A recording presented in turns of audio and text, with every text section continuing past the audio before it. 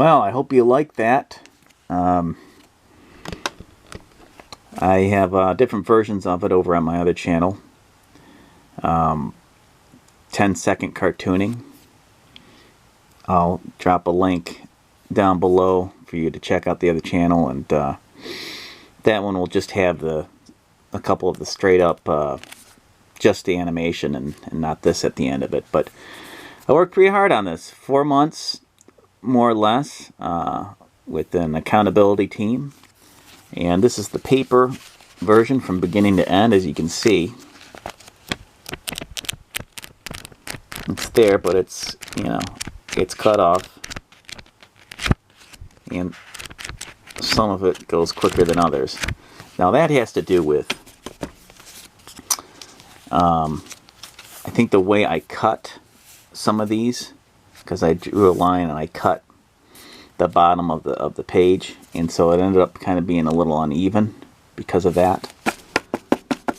And so some of the pages, when I do it manually, go faster than others, and then some of it gets missed entirely. That's pretty good. So I got some pointers about how to make a flipbook, dollar store flipbook. Number one, first of all, determine what you want to animate. I had already done a flipbook prior to this one, just a bouncing ball. Kept it simple. That's part of number two, is keeping it simple.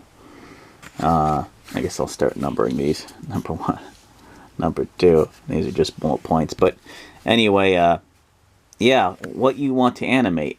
The video before that, I did a bouncing ball. If you're doing your first flipbook animated video on the computer, or even just, you know, flipping manually, I would do something simple like a ball, so you get the hang of how long it takes for the ball to hit the bottom and go to the right.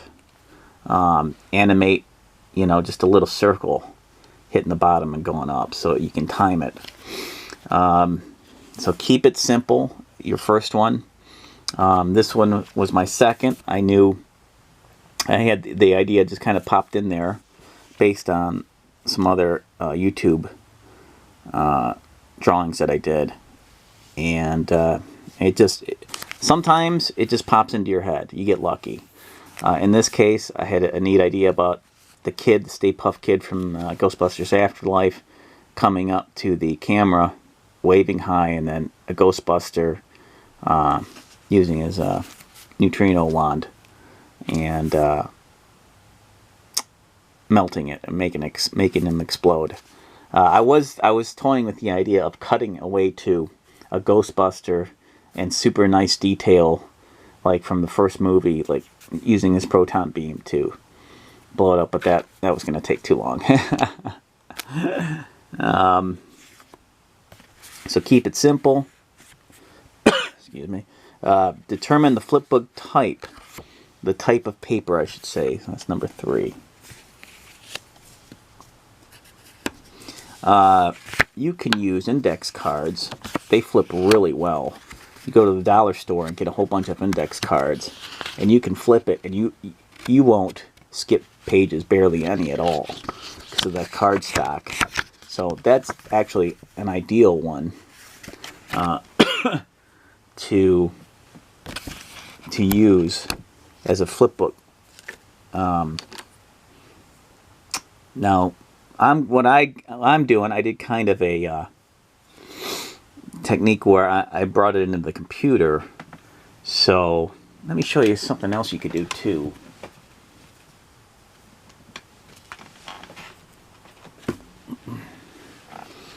One of these composition books wouldn't be a bad idea. It's lined, but look how easy it flips.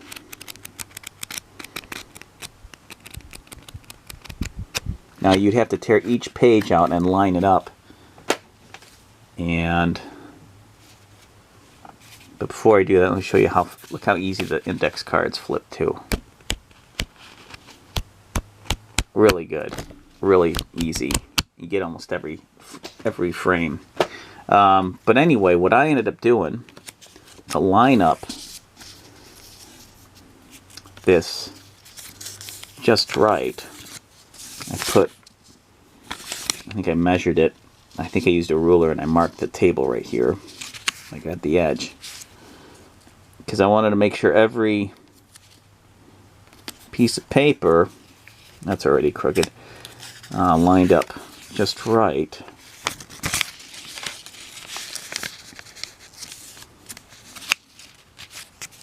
These small post-it notes as use these as a marker to line up each sheet.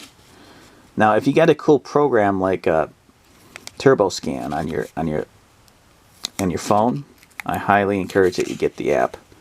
Not sponsored by them in any way, but those are great because those basically line up everything automatically and frame your shot.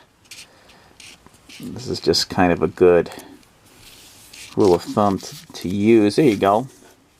So you know the bottoms are going to hit that and be lined up to that one. And then you take a photo, with your phone, gets that. Try to keep your light source at the same angle. If you have a neat program like TurboScan, it kind of eliminates a lot of the glare, but try to see how there's some glare here. I go like that. I can turn the main light on, which is, I think that's what I ended up doing, is just turning the main light on. But try to keep it consistent. That way you don't have to adjust things in your editing program later as much. I wasn't too picky about that. It's pretty it's not super polished, the one I did. Let's see, there you go. Lined up. Pretty good.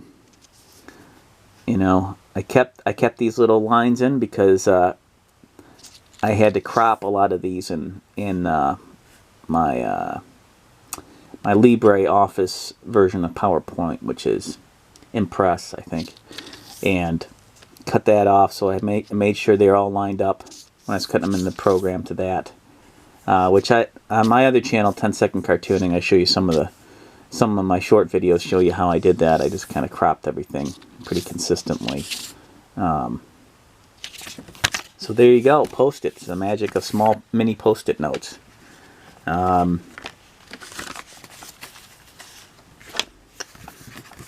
Number four is determine the page length. Set a limit. In this case, the limit was the amount of pages that came in this book from the dollar store. A pack on this is 150 pages. I don't think this is the actual one I used, but so I knew I couldn't go above 150, but I could go below it. And that's what happened. I ended up getting, like, I think it came out to, let's see here, I think 89, but actually I forgot to scan in a shot, so it came out to 88, actually 88 frames, and which is pretty good for, I thought it was pretty ambitious when I was doing it. I thought it was very ambitious, but I was able to, kind of time it and see how it was going as I was working on it. I kept flipping at the pace, and I knew to bring them a little bit forward each pace, or every few frames, bring them closer to the camera. Again, and it's not perfect. He takes, closer strides than others, especially there. But which brings me to the next point. If you can afford it, and it's reasonably priced. I got this on Amazon when I was supporting Amazon, not anymore. So you can probably get it on eBay for a decent price as well, around $30. Is a how do you say it? Mulsi light board, and you just plug it in by USB, and it's really good at lining up your shots from one to the other. The reason my Flipbook video wasn't, you know, perfect, or that wasn't lined up, it was shaky, at least the animation was a little shaky, is because, you know, halfway through I bought this board and started using it. Before that I was just eyeballing it, which you can kind of get, you know, depending on the complexity, you can eyeball it. But this was a little bit tougher to eyeball a character coming straight at the POV, you know, POV shot coming at the audience. You know, and then standing there and lining the shoulders up every time. I got a little, you know, they got a little tricky with the shoulders. But after that, at a certain point when he was still, I was able to, you know, keep him locked in pretty well. So get a light board. And this is like meant for, it comes with a bunch of like Flipbook booklets and all that. So that's pretty cool. I'm going to use those if I decide to do a Flipbook again.